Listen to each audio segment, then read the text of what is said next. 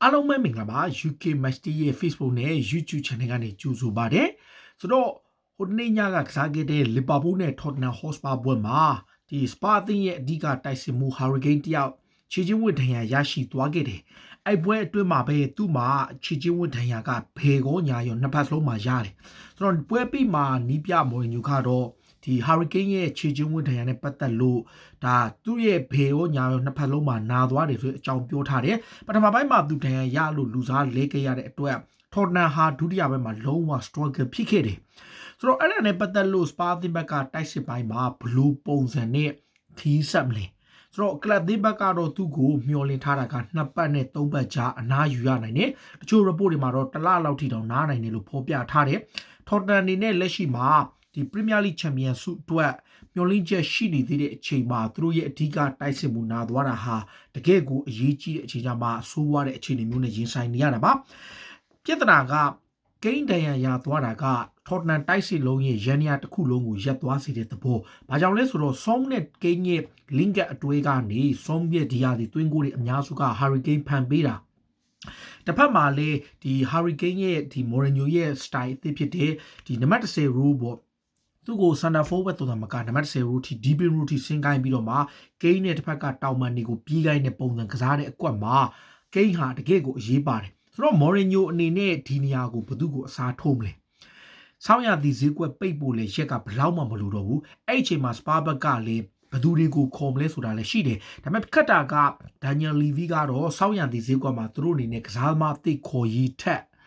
ကစားသမားတွေထွက်သွားဖို့ကသာအဓိကပြင်ဆင်နေလို့ဆိုထားတယ်Dele Alli ကိုယ်တိုင်ကလည်း Tottenham Hotspur ကထွက်ပြီးတော့ Paris Saint-Germain ကိုပြောင်းဖို့လုပ်နေတယ်သူကိုယ်တိုင်ကလည်းထွက်ခွာခွင့်တောင်းပြီးတော့Daniel Levy ရှိကနေခွင့်ပြုချက်ရယူနေတယ်။အဲ့အချိန်မှာနောက်ခံလူ Danny Rose ကလည်း Turkey Club Trabzonspor အသင်းကိုအလွတ်ပြောင်းရွှေ့ခြင်းနဲ့ထွက်မယ်။ဒီလိုချိန်မှာ Tottenham အနေနဲ့တိုက်စစ် option ကလုံးဝမရှိဘူး။လက်လောနေထားရဒီ South Coast က Saint Mary ရဲ့ဒီ Saint Mary ကဒီ Southampton တိုက်စစ်မှု Danny Ings ကသူတို့အတွက် option တစ်ခုရှိတယ်။ဒါပေမဲ့အခုလောလောဆယ်မှာ Mourinho ကတော့လက်ရှိ Hurricane ဒဏ်ရာရသွားတဲ့အတွက်သူ့နေရာမှာအစားထိုးမဲ့သူကိုတော့သူတို့ဘက်ကရှာဖွေနေတယ်လို့ပြောထားတယ်ဒီနေရာမှာဒီလိုတိုက်စစ်မှုဖြစ်ရှာဖွေတဲ့အခါမှာ Gareth Bale ရဲ့အနေလာလာကိုလည်းသူတို့ကမေးထားတယ်ဆိုတော့ Gareth Bale ကရော Tottenham ရဲ့အထောင်တိုက်စစ်မှုဖြစ်သုံးလို့မရဘူးလား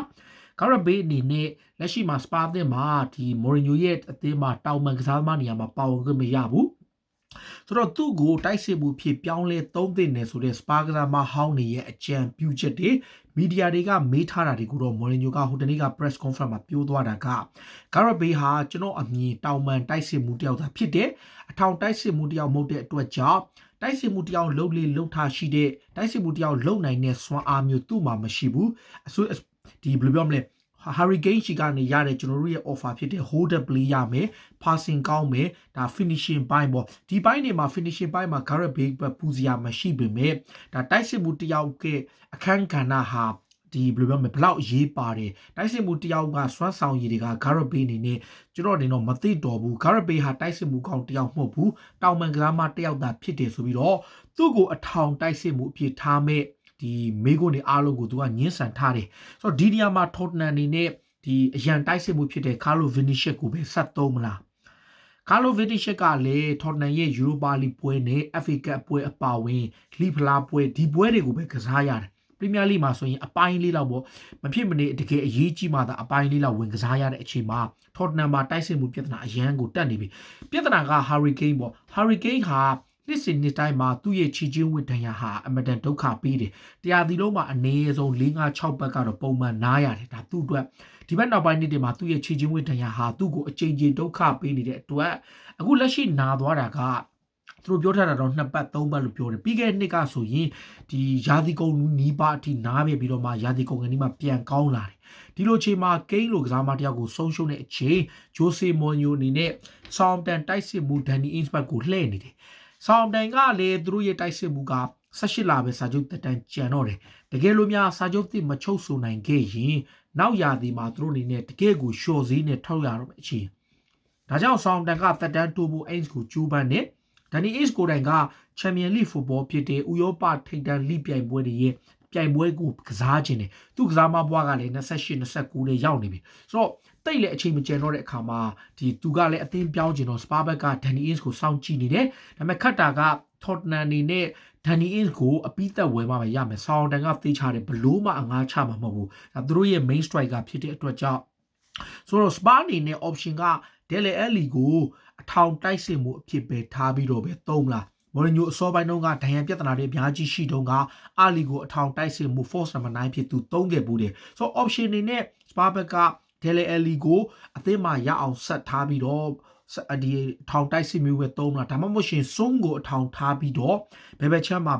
ကိန်းကိုပြန်ထည့်ဒါမှမဟုတ်ရှင် Lucas Moura ကိုထည့်ပြီးတော့တောင်မန်နဲ့သွားမလားဒါ Spa အနေနဲ့သူတို့ရဲ့တိုက်စစ်ပိုင်းပုံစံတော်တော်လေးပြောင်းသွားပြီဒါပေမဲ့ Mourinho အနေနဲ့တေချာစဉ်းစားထားတာတော့ Gareth Bale ကိုသူတို့အထောင်တိုက်စစ်မှုဖြစ်သုံးမှာမဟုတ်ဘူးသူတို့အနေနဲ့ကိန်းနေရာမှာအစားထိုးမဲ့သူကိုတော့သူတို့ရှာဖွေနိုင်မယ်သူတို့ဘက်ကအိုက်ပြဿနာကိုကောင်းကောင်းဖြေရှင်းပေးနိုင်လိမ့်မယ်ဆိုပြီးတော့ Mourinho ကပြောထားသလို Daniel Levy ကလည်းယုံကြည်နေတယ်ဒါကြောင့် Spa အနေနဲ့လက်ကျန်အခြေအနေမှာ Harry Kane ရဲ့နေရာမှာအစားထိုးမဲ့သူကိုရှာမှာလားဘလို့ပုံစံနဲ့ပဲရှီရင်းဆွဲကစားမတွေနဲ့စုံကိုပဲအထောင်ထားပြီးတော့ပဲအပြောင်းလဲလုပ်မှာလားဒါပြီးသက်တွေကရောဘလို့မျိုးမြင်ကြလဲကွန်မန့်မှာဝင်ရောက်မှတ်ချက်ပေးကြပါလို့ပြောရင်လည်းအားလုံးကိုကျေးဇူးတင်ပါဗျ